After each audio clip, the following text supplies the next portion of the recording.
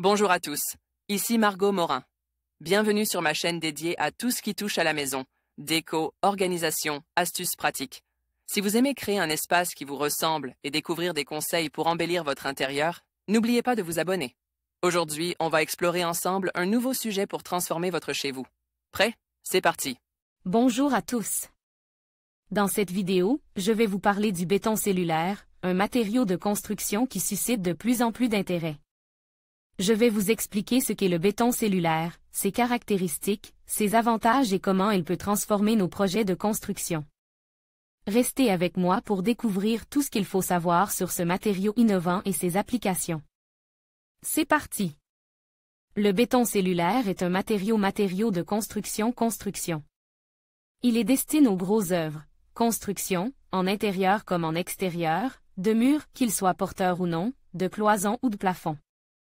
Il est constitué d'un mélange de sable, pour environ 65%, de ciment, pour quelques 20%, et de chaux, autour de 15%. Additionne d'un peu de poudre d'aluminium ou de pâté d'aluminium et des air. Un mélange qui provoque la formation, au cœur du matériau, d'une multitude d'alvéoles.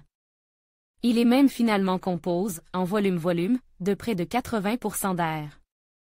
L'invention du béton cellulaire remonte à la fin du 19e siècle et le début de sa commercialisation date des années 1920. Aujourd'hui, le béton cellulaire est couramment utilisé et on le trouve sous la forme de blocs, de carreaux ou de panneaux d'épaisseur, pouvant varier entre 5 et 30 mm. Certains sont clipsables. Les autres peuvent être assemblés grâce à un mortier-colle spécial. Le béton cellulaire se présente comme un matériau intéressant pour la construction d'une cave à vin.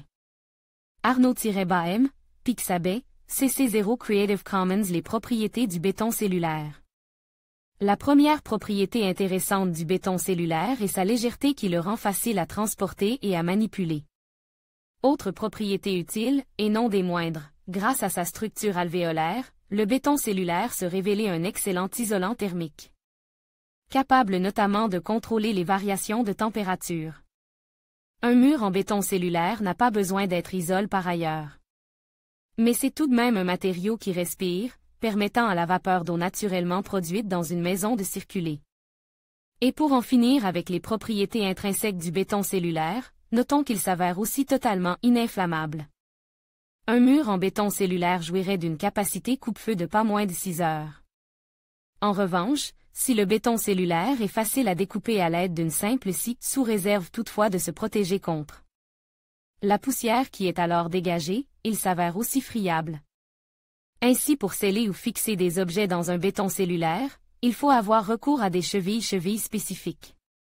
En conclusion, le béton cellulaire se révélait être un matériau innovant et polyvalent, offrant de nombreux avantages tels que sa légèreté, son isolation thermique et sa résistance au feu. Que ce soit pour des projets de construction ou de rénovation, il constitue une alternative intéressante aux matériaux traditionnels. En adoptant le béton cellulaire, vous optez pour une solution durable et efficace, adaptée aux enjeux contemporains de l'architecture et de l'environnement. Merci de nous avoir suivis dans cette exploration du béton cellulaire.